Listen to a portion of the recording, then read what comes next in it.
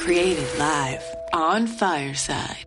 The following program was recorded live on Fireside Chat. If you'd like to participate in these chats, join us every Thursday at noon Eastern Time at firesidechat.com/Scott Monty. Have you ever admired a leader and wondered just what it is that makes her who she is? How he came to embrace the things that advanced him? Welcome to Timeless Leadership, where we look at the principles that define success. This is a show for leaders at all stages of their careers who aspire to understand what it truly means to be a leader. And who is a leader?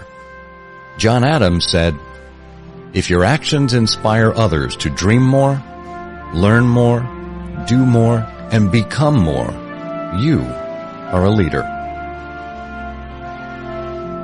Together, we'll explore key principles, not only in the sense of the fundamentals, but also in the ethical sense.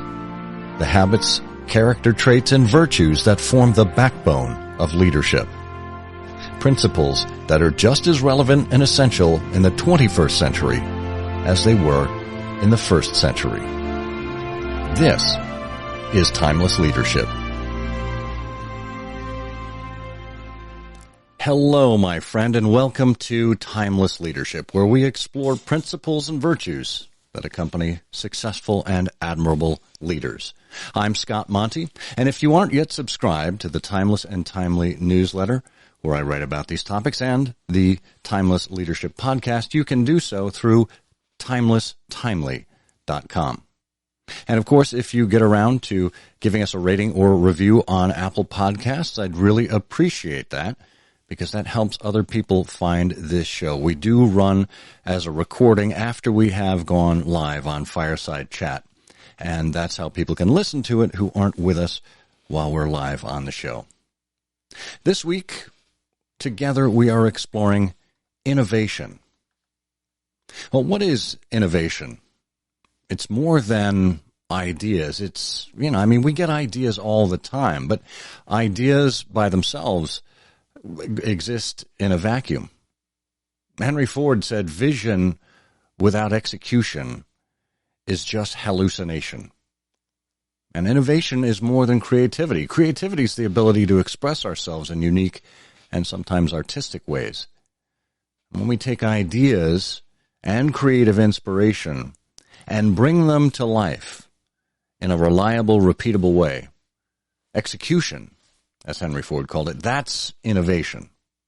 Or, as defined by our guest today, innovation is about consistently coming up with new, great, and reliable ideas.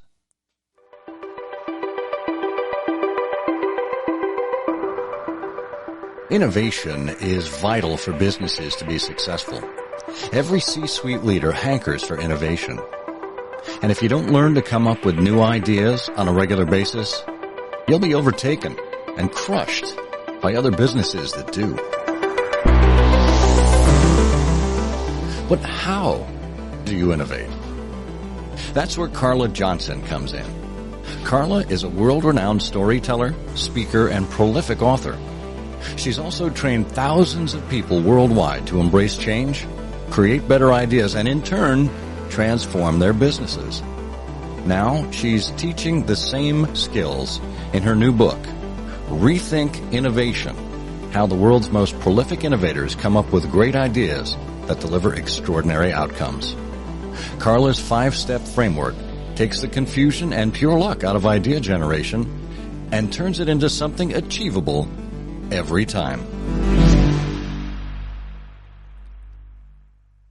Carla, welcome to Timeless Leadership. Hi, Scott. I'm delighted to be here. Thank you. Excellent. Well, I'm glad we could get you on the show on this innovative new app, Fireside Chat. So, Carla, tell me, when did you first become fascinated by innovation? You know, Scott, it's an interesting question, because as I look back to where I really got the spark for all of this, I think it went back to when I worked with design architects, and I was fascinated with their ability to take inspiration from another culture, another time, another design style, and morph that into something completely new. And, when we think of innovation, lots of times we think of the Teslas and the Netflix and the Googles and companies like that.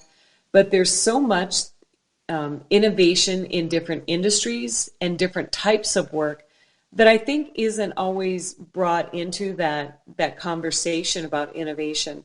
But it was that ability that I learned and saw from design architects that now I see happens everywhere with these prolific innovators. That's interesting, Carl. I've written a number of times about, just taking the time to be inspired by everything and anything around you. If you're open to it, and if you put your phone down for once in a while. I'm going to have to agree with you on that. Yeah. I mean, you can, that's where daydreaming comes into play. I mean, you can be looking out the window and something can go by or something can just kind of hit you. And you never know when the inspiration is going to come at you. And it's true. I think about, my kids are teenagers now, but I think about just walking to the park with a young child, and there's so much to see and discover and explore. And it's just something that as we become adults and we start to get into our everyday life and think about efficiency and how many things can we get done and that type of mindset for our day, we lose that sense of wonder. And I think it's that sense of wonder that really is the first spark and the fuel for innovation. Well, how do you recapture that sense of wonder? I mean, because I think we all had it as children at some point, and somewhere along the way we lose it. I remember going to England for the first time when I was 23 years old, and I went with a friend who had been over there many times, and he was probably in his late 40s, early 50s or so, and he said to me how he was enjoying the hey wow syndrome as he re-experienced it through my first time there. So how can we recapture that sense of wonder that we simply lived with every day when we were children? It's interesting. There's some research that I came across from the University of North Dakota. And these researchers had two groups of people. And with the one group of people, they said, pretend you woke up one morning and you found out that you had the day off. Instead of going to work, what would you do? And this group of people said things like, I'd catch up on email, I'd do the laundry, I'd run some errands, I'd take a nap, very, very adult, common kind of things that we do to help alleviate that day-to-day pressure on our lives that builds up. But for the second group, they said the same thing. Let's pretend that you woke up this morning and found out that you had the day off of work. What would you do? And, oh, by the way, let's also pretend you're 7 years old. And this group said, I'd ride my bike, I'd eat ice cream all day, I'd go see my grandma. It's all of those playful things that we naturally do as a child. And I think that's one of the first things that we can do to start to reconnect with that sense is pretend you're 7 years old, and what would this experience be like? And there's some other research that I found that this gentleman followed kids from the time they were 5 to 15 and compared that to his research with adults. And he found that this natural creative genius that these 5-year-olds had, 98% of them tested at the creative genius level, but by the time they were adults, only 2% did.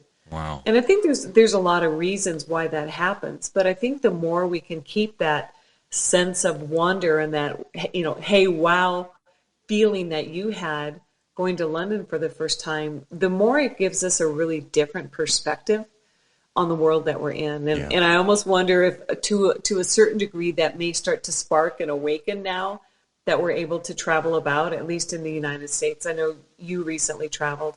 So I'm curious, did you have a little bit of that hey, wow sense of going back out into the world and traveling? Oh, I totally did. The last year and a half or so as we hunkered down, and, I've worked from home for 7 years now. So this notion of, being separated from an office is not a new thing for me, but, being locked down or pseudo locked down, has been really different. And for me, the last year and a half, my Instagram feed has been bereft of inspirational content because I'm seeing the same thing every day. And actually, to combat that, late last year, I realized I wanted to go through and inventory all of my bow ties. I have no idea how many bow ties I have, but it's kind of my signature thing. And somebody said, how many do you have? I said, well, let's do a little project. So I took a picture of a new bow tie every day and made that, kind of that daily visual inspiration that kind of shook things up a little bit. And spoiler alert, I have 142. But I was just in Lexington, Kentucky, and, was just really taken by the architecture and the different ways of looking at things there and the art and all kinds of things that would not have been at my disposal had I not been on the road. Yeah, it's really, really fascinating. And I think that this, in a way, inspirational stagnation that many of us have felt this last year is really going to come bursting forth. And it would be great if we just had a sense and a process and some way to channel that energy into something that has a little bit more, sustainable, lasting effect on what we do. Yeah, it really is. And I'll tell you, being home, particularly with my kids over the last year and a half, we have a 7-year-old, and I'm able to go to the park with her and to experience life through her eyes. And every day it's an adventure.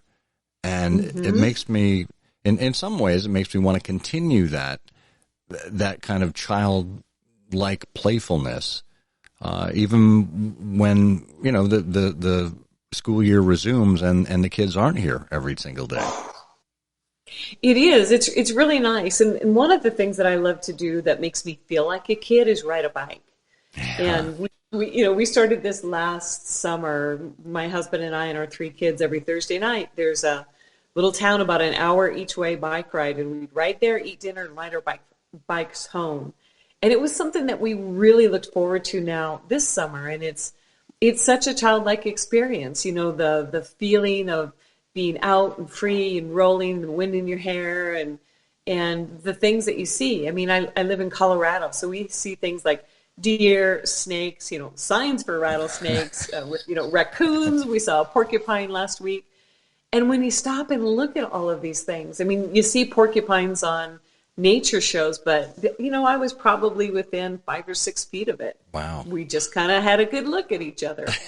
Those are really childlike moments that are filled with wonder. As long as you stop and, like you said, put your phone down and really be present with them. Yeah. Well, this is interesting because I think, 180 degrees away from that is the business world, where we're kind of getting hammered over the heads with leaders who are like, be creative, be innovative, and there's pressure to deliver, and you're always on Slack or email, and it doesn't seem like there's time to kind of decompress and observe and be grateful for things and slow down in a way that you can be inspired to innovate. So how do people begin to kind of unravel from that and find that time or find that process for innovation? And I think that's one of the toughest things. One is that leaders give these directives to be creative and be innovative. And one, there's not a clear definition of what that is. I think that's one of the struggles for a lot of people and a lot of companies. But I think the other one, and I heard John Cleese speak one time at a conference, and I thought this was fabulous advice. He said, we all think that we need to go, sit on top of a mountain and just be zen, and these creative ideas or senses or innovative thoughts will come to us, or that we need this giant space in which to create. But he said doing something as simple as going to a park and setting a timer on your watch or your phone for 15 minutes and just looking around does wonders. And the reason that the timer matters so much is because then you give your brain space, even if it's just for 15 minutes, to relax. And you don't have to think about your to-do list, your email inbox, your, everything else that makes your mind go. And I think he may have even said 30 minutes, because generally it takes about 15 minutes for your mind to start to relax and unwind and stop with all the squirrelisms and monkey mind. But you have bumpers on each side of that space. So you know that as your calendar comes up to that time, you have that break coming.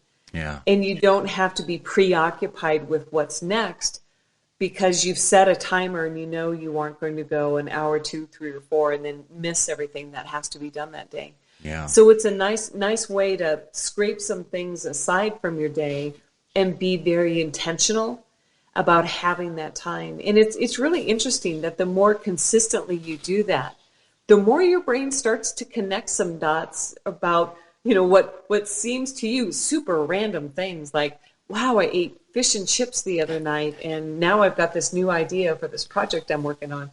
But that's just how your brain works. As long as you give it some space to do what it does naturally. Yeah, I like that. I like that a lot. And it's interesting because I recall watching Mad Men some years ago when it was first on. And I had worked in an advertising agency probably about, 15, 20 years ago. And I remember our creative team just working very hard and, heads down on the desk. And, they would confer with each other and do creative things as creatives do. But when I was watching Mad Men, I was astounded and actually encouraged when Don Draper, the creative director there, would pick up, leave the office, and just go to a movie in the middle of the day. And I thought, well, that's interesting to me. It's not like he's actually just kind of sloughing off. I mean, he's actually removing himself from that office environment, going somewhere else where he can kind of detach from it, let his mind wander, maybe be inspired by what's up on the screen, and come back refreshed or with new ideas. Yeah, absolutely. And I mean, his character in that show really understood the mental part of the creative process. But if you're on a deadline at an office and you say, the idea isn't coming to me, but I'll be back, I'm going to go to a movie right now, that just doesn't go over very well. Exactly. But I think also one of the things that Don Draper understood is that it is a process.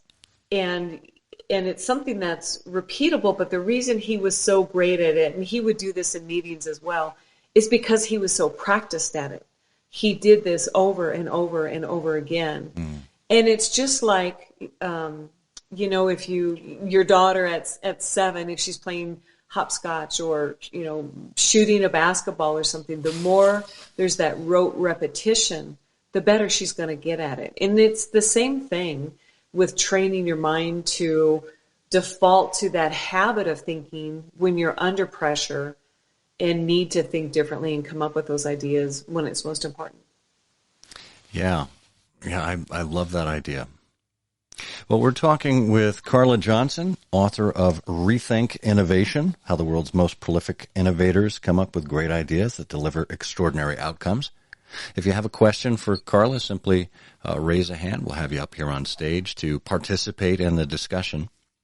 Carla, one of the things that struck me right out of the gate with your book is when you talked about the inspiration for the book and even the inspiration for the title. As someone who believes in timeless ideas, I really, the story that you shared there, both with a young woman named Catherine and old-fashioned memos, really resonated with me. You want to talk a little bit about your inspiration for the book? Yeah, I'd be delighted. And so living in Colorado and in the south side of Denver, when I drive around now, but particularly when my kids are little and we would drive around, you'd see the snow-capped top of Pikes Peak pop up. And I would see it and I would say, hey, kids, that's where the song America the Beautiful was written. And I would start to sing it, which I won't put anybody through on our conversation today. But it was so spectacular every time I would see that view.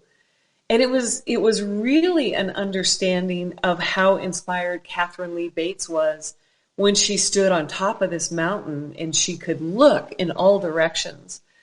And she traveled to Colorado in the late 1800s, probably mostly by train. And she went across the country and she looked at the white buildings in Chicago and she saw the wheat fields of Kansas, and she came to Colorado Springs to take some summer classes. And it was when she was on top of that mountain that she became so inspired and went back to her hotel room and scratched down this poem. And it was this poem that turned into America the Beautiful. And it's a song that has really rivaled the Star Spangled Banner as our national anthem. But it was something so simple as just being fully present and aware, and a century before smartphones that take our attention away. And she was one of the most prolific innovators in history. I mean, this was a single woman who was traveling by herself, and she traveled in many parts of the world. And this was a time when a lot of women didn't leave the social safety of their parlors in their home. And, she mentored young writers, and she worked toward reducing stereotypes about sexism and so many things that were just not things you talked about during the time. But she could do it because she naturally connected the dots between things around her that inspired her and how she wove that into the work that she did. And I think that's a big misunderstanding about innovation. And to your point about the title of the book, when I started working so many years ago, it was paper memos. And on the memo, it was who the memo was to and who it was from. And then there was this line that was capital R, capital E, colon, and it was short for regarding. And it was about, this memo is regarding, and you would put the topic of the memo. And so I took inspiration from that for the name of the book. And so the name of the book is RE: Think Innovation. And it's because I really am deeply passionate about changing the way we think about innovation. And there's so much about the stereotype of innovation that it has to be complex, it has to be complicated, time-consuming, really expensive, and just a real burden, emotional burden, and overwhelming. And that it's only a specific type or group of people who are allowed to innovate. And that's why everybody else in most companies say, I'm not an innovator, I'm not the creative type, like I don't know how. And it was such a juxtaposition to this research that I found about the guy who did the assessments on the 5-year-olds and found out that 98% of them perform at the genius level of creative thinking, which is key to innovation. And it's that we think you have to be trained into innovation and how to be an innovator, when actually it's something totally natural to all of us if we just let ourselves go back to thinking like a 7-year-old and playing and letting our brains do what it does very naturally. Now, I would imagine in your research, Carla, you've come across companies that literally have an innovation department. Yes. It's not common, but you do see it from time to time. What are your thoughts on, kind of compartmentalizing or departmentalizing innovation? Well, and I have a third point that I'll add that I've really seen happen this last year, but the first two is that when you have a specific group of people or a team who's responsible for innovation, and you ask somebody else to get deep into problem solving and looking for opportunities and critical thinking that are the foundations of innovation, they say, that's not my job. That's what everybody else does. That's the innovation team's job. And an interesting thing is that 90% of innovation happens outside of product or service development. So here's the core heart of the company that has all the opportunity in the world to innovate, saying, that's not my job. Or else they'll look at that group and they'll say, you know what, I'm just not smart enough. I'm not an engineer. I'm not a data analyst. I'm not a design thinker. I'm not a lot of other random credentials for who qualifies to be an innovator. But I've had heads of innovation say to me, we need to have this larger conversation because the rest of the organization, this other 90%, is expecting us to solve all of these problems. And, we're here for the products and the service lines. We're not here to solve every problem that the company has. But I think also what I've seen in this last year is that when times get tough and budgets get cut, I've seen these innovation groups shrunk or done away with altogether. And that underlying message is innovation isn't a priority. It's a nice to have, it's not a have to have. So now people start to see, oh, I don't want to associate myself too close to innovation because we see what happens when times get tough. And I don't want to do anything to get my head any closer to that chopping block than it absolutely has to be. Yeah, I could see how that would be apparent. So, and look, when you put innovation in the hands of one department, or at least title it that way, it's difficult because they aren't out there doing the things that other team members are doing, so they don't necessarily see what needs to be changed or improved or what the possibilities are. They're not interacting with customers the same way. So when we do have these compartmentalizations, how do we start to cross-germinate and get people to collaborate? You know, a couple episodes ago, we talked about collaboration. Talk a little bit about why collaboration is so important in innovation. You know, and it's one of those things that if you are in a room with everybody who has the same opinion or same outlook or same experience as you, if we're looking at connecting the dots to come up with great ideas, you don't have a lot of dots to connect because everybody shares the same dots. You know, if it's an innovation group and everybody has the same type of degree, same background, all of this, there's not a lot of diversity in those dots to connect or how they're connected. But when you start to bring people in from other areas, like even I think about how much HR was affected when marketing started to become involved in telling the story. Let's talk about how we look at the experience, the employee experience of being recruited, onboarded, and all of these things.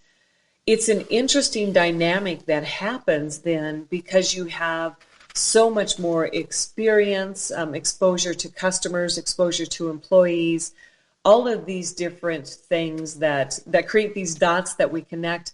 And we start to look at different ways and even uncover opportunities to be innovative in ways that we haven't thought of before. And I remember one company I had read about that was a fairly large company. They were starting to look at companies like Uber, who's able to find, hire, onboard, and get on the job and working in a very, very short amount of time. And you think about a normal corporate process for hiring and getting somebody to accept that job and then getting them into the office and working, it can be months.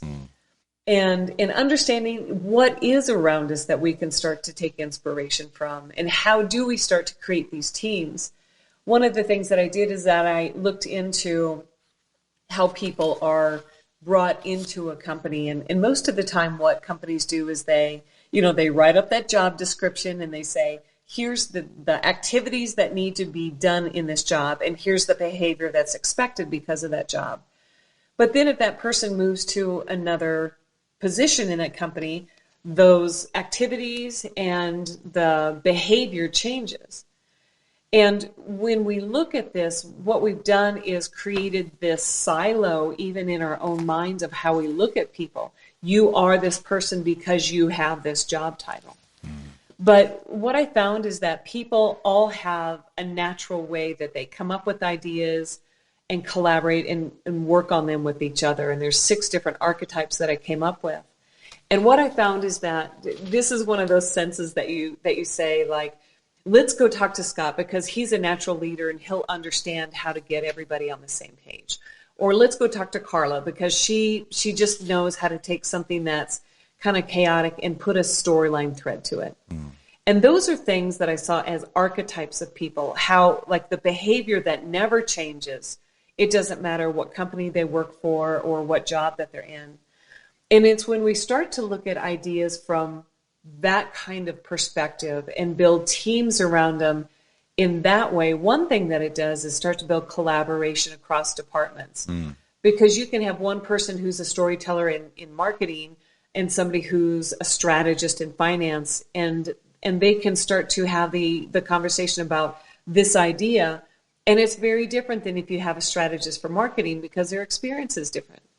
And these are the kind of things that help build that collaboration and help understand what does it truly take for this idea to be great in this company, and tell that story of it that has empathy for our customers and get it through all of those political and bureaucratic potholes, and make sure that we collaborate with the right people and get this idea to the position it needs to be and get it out the door. Yeah, yeah. Well, you identified, as you said, 6 archetypes. Two-part question here. Can you run through what each of those archetypes is, and is it necessary to have all 6? Yeah, absolutely. So the 6 that I discovered are a strategist, a collaborator, a culture shaper, a provocateur, a psychologist, and an orchestrator.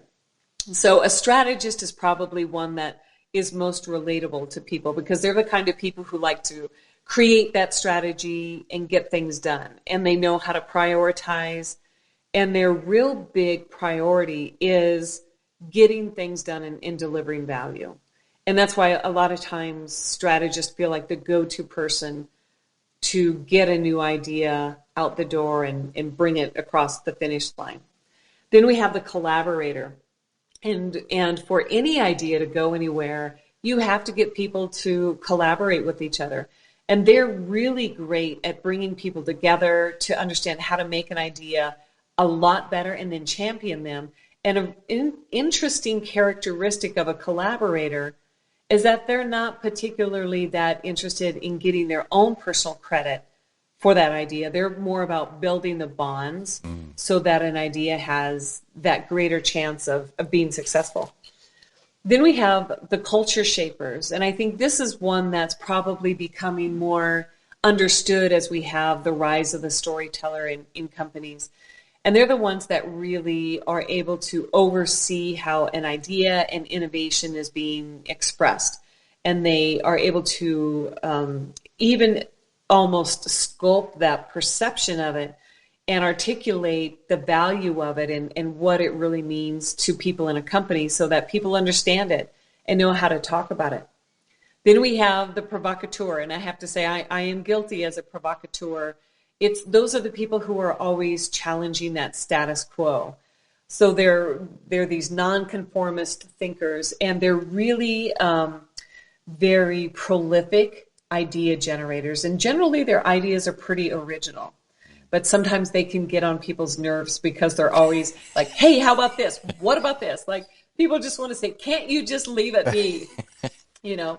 And then we have the psychologists, and they're the ones who really smash that traditional perspective of highly rational approach to solving problems and innovation and all of the matrices and processes and flowcharts and everything else around that, because they look at the empathy side of an idea. You know, how does it feel to be a consumer of this idea, whatever that idea may be? And they're excellent at understanding the role of trust in innovation and also in business. And I think that's something that, especially this last year and a half that we've been through, is so important as it comes to innovation. Yeah. And then the last one is that orchestrator. And I think the orchestrators are similar to what Seth Godin talked about, those linchpins. They are these fearless leaders who understand how to maneuver the political system. They understand how to have those conversations that seem hard to have. And they're really willing to have them earlier in the process, rather than, I think a lot of the others are more like, you know, let's just wait it out and see what it's like. But they're able to drive the reputation and the relationship that people have with the idea of innovation across the company. And everything that I've seen says people have one core archetype. However, they may say, I really see myself in 2 or 3 of these. And what happens is that they've been in a situation where they've had to behave or play the role of that other archetype so often that they can really relate to it, and they feel that that's how they are. And so you don't necessarily have to have all 6 on a team to be successful, but the people who are on the team need to be able to ask the questions and look at the situation from the point of view of the other archetypes that maybe aren't in the room. Would you say of those 6 that is there any one essential archetype that you can't do without in an innovative mindset? You know, I would be hard pressed. I would almost say the fearless leader, the orchestrator, because their willingness to champion ideas. But the interesting thing, Scott, is that that is the most rare of the archetypes. There's only 8% of people who register as an orchestrator. Sure. But is it a bad thing that I identify with all 6 of those? Archetypes? Well, and I think your point, like as a leader, I think you have to step into all of these different archetypes. And I think leaders, it's not unusual for them to say, I really see myself in all of them. And that's because they have become leaders because they understand the need for the use of each of these archetypes in the different situations. No, that's a good point. That's an excellent point. Well, we are speaking with Carla Johnson, author of Rethink Innovation, the latest book about how the world's most prolific innovators come up with great ideas that deliver extraordinary outcomes. If you'd like to come up to the stage and have a conversation, ask a question, talk about innovation in any way, shape, or form, we invite you to do that. So, Carla, you mentioned a concept which I was really fascinated by called the perpetual innovation process. And I think this is a nod toward, innovation not being a limited engagement. It's not like, oh, let's go innovate and now we're done and, we'll go back to work. Can you talk a little bit about what the concept of the perpetual innovation process is and how we can start building that mindset into what we do? And thanks for asking that question, Scott, because it's one thing that I realized really differentiated the people that I researched and interviewed is this idea of perpetuality. And I think, as a leader, it's not about being a leader once in a single situation and then you're a leader for life. These are things that you have to continue to do. You have to perpetually behave as a leader to continue to be a leader. And the same is true with being an innovator. And as I looked at my own process for coming up with ideas, and then as I started to reach out and do interviews, one of the things that I started out in the early days asking is, where did you get the idea for this thing that turned out so magnificently? And inevitably people would say, I don't know, it just came to me. So then I thought, okay, let's put on my thinking hat. Let me think a little bit like a strategist. And I said, okay, well, where were you when this idea popped into your head? And people could remember that. That part was really clear. And then I would ask them, and what were you doing right before that? In a couple of days before that, what were you doing? And then it was a matter of taking people in reverse order through that journey, essentially reverse engineering their process with how they came up with the idea. And the interesting thing is that it didn't take long to understand that everybody used the same process, whether they realized it or not. And then when I went back to the earlier people who I spoke with to try and decipher the process, and I said, here's what I'm finding. What do you think about that? They said, that actually is what I do. Yeah, now that you've mapped it out, that's exactly what I do. And, back to our point of being like a 7-year-old, the first thing that they do is that these highly innovative people are first highly observant people. They are able to sit and really take in the world around them. Now, for people to start using the perpetual innovation process, all it takes for you as you start to learn this is to take that conscious time to be an observer. So going back to the park or wherever you want to spend a bit of time, it's really a matter of sitting and being observant and then starting to write down what it is that you observe. And I have all sorts of random notebooks and moleskins that I've picked up at conferences over the years, and I make sure that I always have one with me. So if I'm at something as simple as, in the waiting area of an airport, or, I don't necessarily pull it out in a grocery store, but when I have some extra time and I'm just sitting there, I just stop and I look around and tap into those 5 senses. And it's easy to use just your visual sense. But if you close your eyes and listen to everything around and you take a deep breath and inhale and see what you smell, and what does the chair you're sitting on feel like, and is there anything to taste? If you sit in a mall next to a Cinnabon, you can taste the smell of a Cinnabon. And take those things in. So that's the first step, is to become an observer. And it's all of these different observations that you collect. Those are essentially the dots, if we talk about connecting the dots. And then that next step is to distill everything that you've observed. And the interesting thing is your brain naturally looks for patterns. So it's not hard for your brain to go from observation to distilling, because that's just a genetic self-survival thing. We go into a location, if we were living in the caveman age, we would go into an open field and we would observe everything around us and see what's there, and then we would start to distill, like, what patterns are we seeing, and what are those patterns telling us? There's no wind because none of the grass is moving and the birds are very still. And so that's something that's genetically wired into our brain, is to find those patterns. Mm-hmm. And then the third step is to take these patterns, the things that we've distilled, and start to relate that into the work that we do. And sometimes there's no rhyme or reason to what labels you give to the patterns that you've distilled. It can be something as simple as tall things. It can be people. It can be communication. I did one exercise, and the distill category was just icky things. So we start to relate that into our work that we do, and we say, what might be some icky things that we're doing for our customers that we don't even realize? And that starts to jog your brain to think in a way that it's not used to thinking. Even if it's the difference between what are the icky things that we're doing that we don't realize that you've started to think, versus what are good things that we can do for our customers. It seems like a subtle nuance, but it's very important and distinct when you move into that fourth step, which is generating ideas. And once you've started with these first three processes, these first three steps of the perpetual innovation process, by the time you get to the generation step, your mind is moving and going, and it's looking for ways to answer a question. And one of the things I have people do before they even start the observation step is to define an objective for the ideas that you're coming up with. Like, what is it that you want to address? And so when you get to that generate step and you're starting to generate ideas to address that objective, you're coming from a whole different point of view than if you just started with that generate step and you're in a brainstorm session on Zoom or in a conference room or whatever.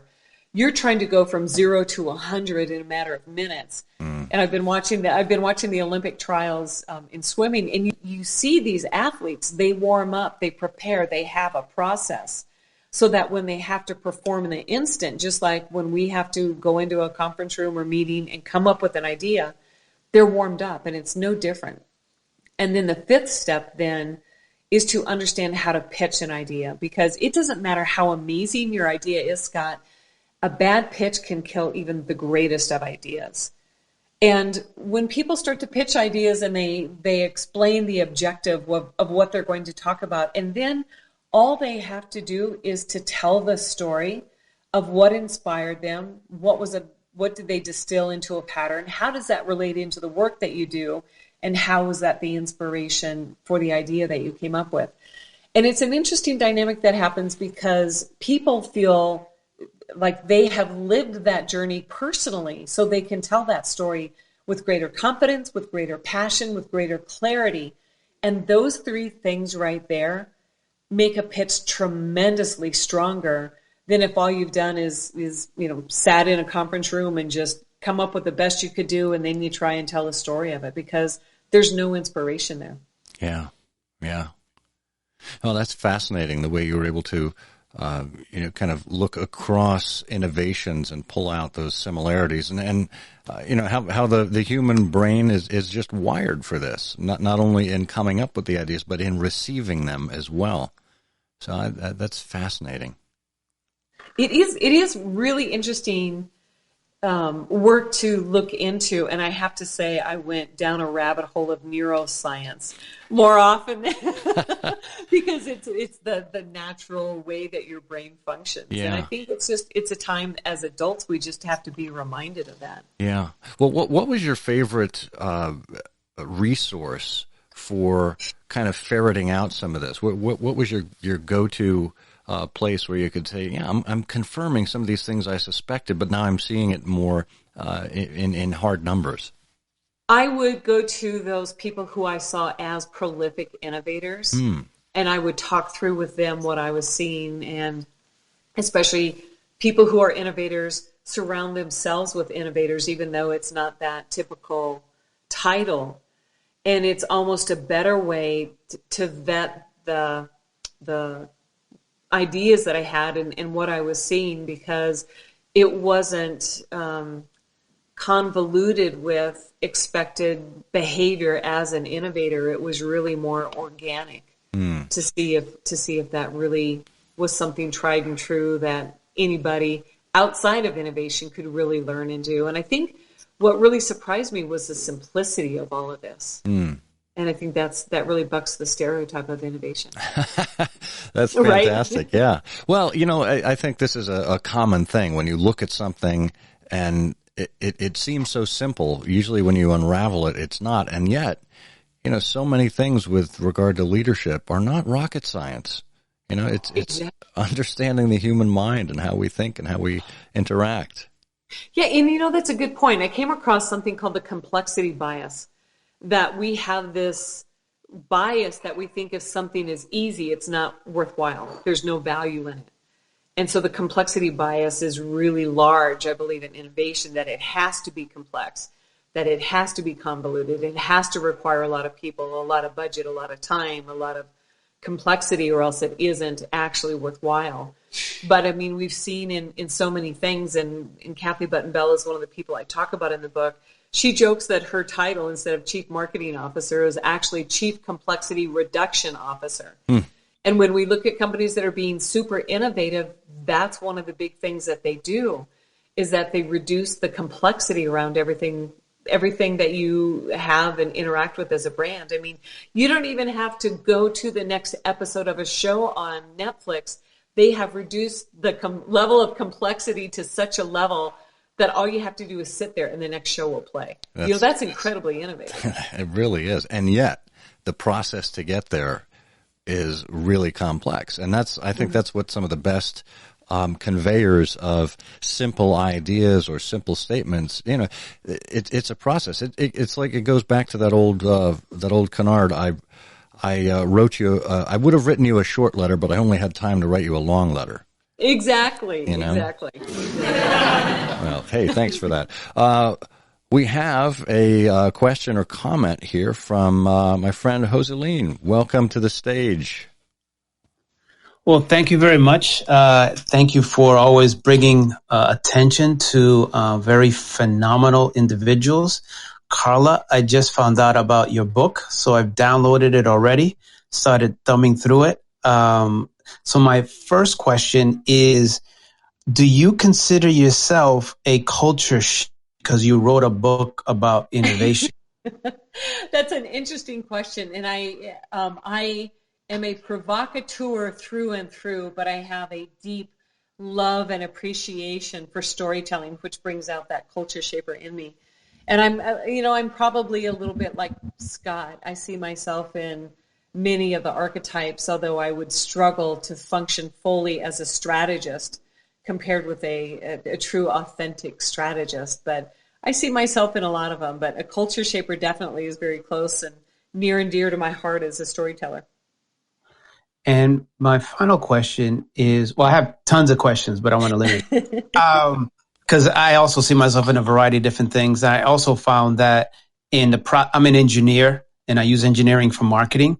So in the process of coming up with strategies, I pull from various resources, and sometimes tangents lead to the most innovative ideas, which some people don't understand because they think that, like Scott's point, watching a movie with Mad Men kind of analogy, that sometimes people don't get the creative process, and it is kind of like a process. So my general question is, can can an innovative mind be taught, or is it a naturally born entity that is developed over time? I believe it's something that we're all born with, and I believe like any skill or ability, it can be improved and honed. I do think that people are born with different abilities, just like basketball players. You know, if you put me against a world-class basketball player, it doesn't matter how much I practice, we know who's going to come out ahead. You know, so there's that level. But that was one of my main questions in writing the book, was to answer the question, is the ability to consistently come up with great ideas that have a big impact something that can be taught and learned? And the answer is yes. And that goes back to the simplicity of the process, because it's the simplicity that helps people start to relax around the idea of innovation and being an innovator. And they say, well, I can certainly sit at a park for half an hour and write down everything I see, hear, taste, touch, smell, and, all of my senses. That I can do. And then you say, well, let's start to look for patterns. Then they realize, well, that I can do. So it's the small confidence building that comes with the simple steps that, again, our mind does naturally. It's just a matter of reminding ourselves that this is how we think and come up with ideas. Well, thank you very much. I have tons of questions, but I want to let other folks chat in. But this is a fascinating discussion. Thank you, Scott, for bringing this discussion to bear. Absolutely. We can keep going with you if you have more. I mean, other people are free to raise their hands, but as long as you're here, let's keep going. Great. So Pablo Picasso, he was like a genius that was able to evolve. It seems like innovators are very optimistic. It seems like it would be contrary to be a pessimist and an innovator. Would you agree? I would absolutely agree, because I think one of the characteristics of a great innovator is that they're able to see opportunities. Is there in the future like an innovation lab that teaches innovation? Do you foresee this kind of growing into our educational system, or is it too avant-garde for this type of subject?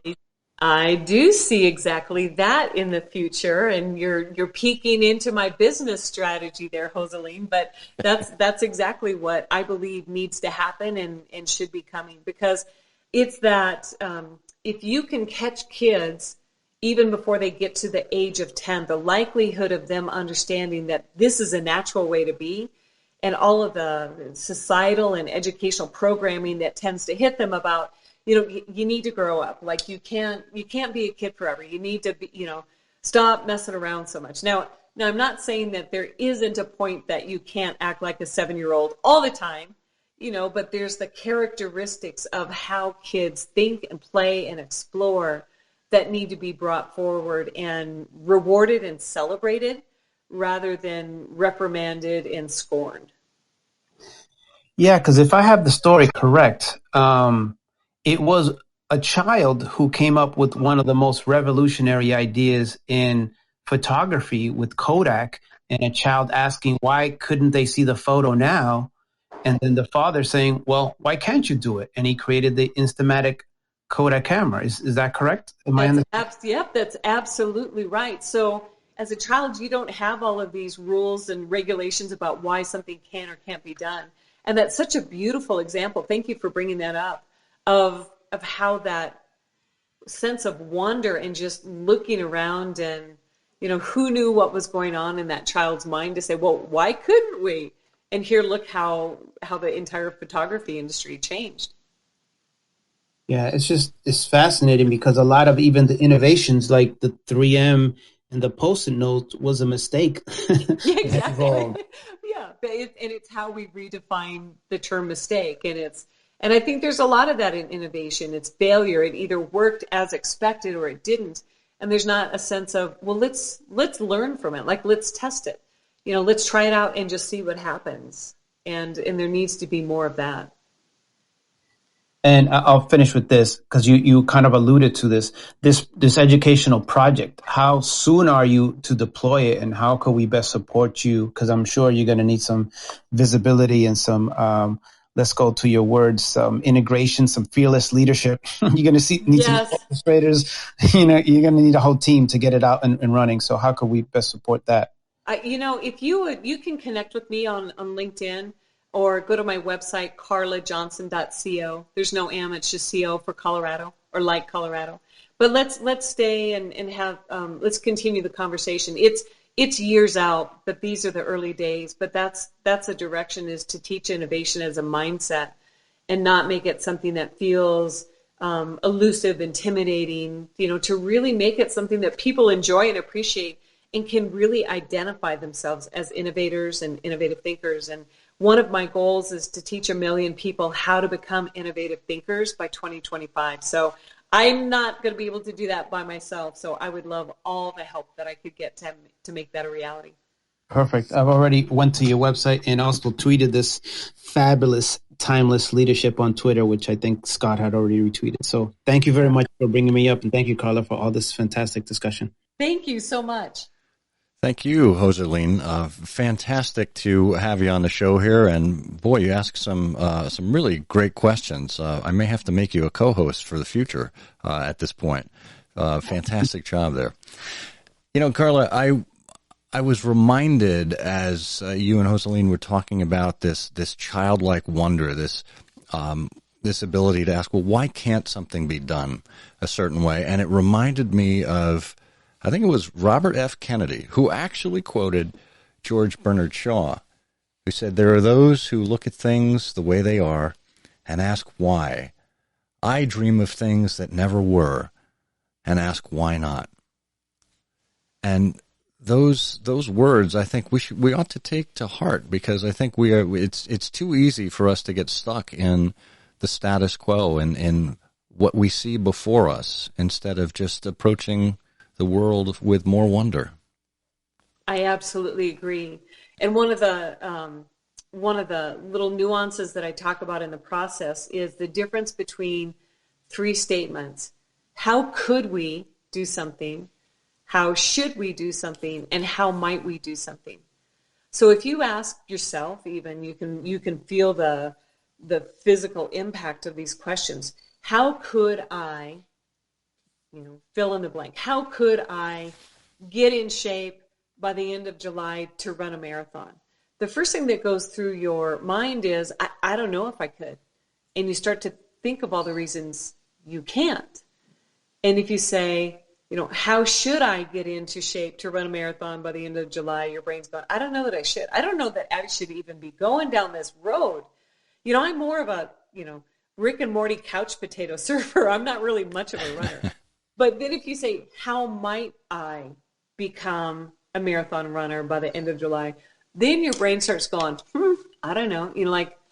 Maybe I should go talk to my local running store. Maybe I should, then it starts to trip the wire that sends your brain down the path of figuring out how to make it happen. And that's very clear in the quote that you shared, Scott, is that's how innovators think.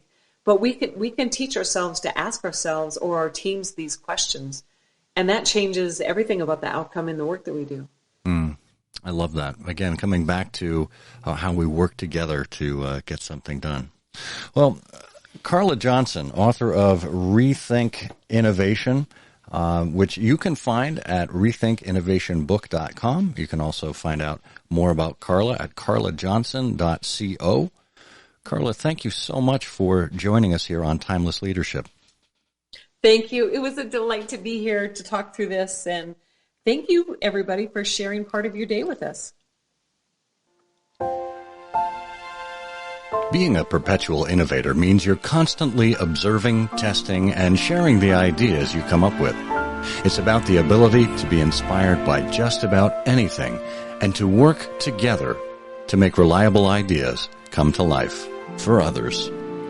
Thank you for joining us and for being an advocate for timeless and principled leadership, whenever and wherever you find it. I'm Scott Monty. Until next time, may you dream more, learn more, do more, and become more, for you are a leader.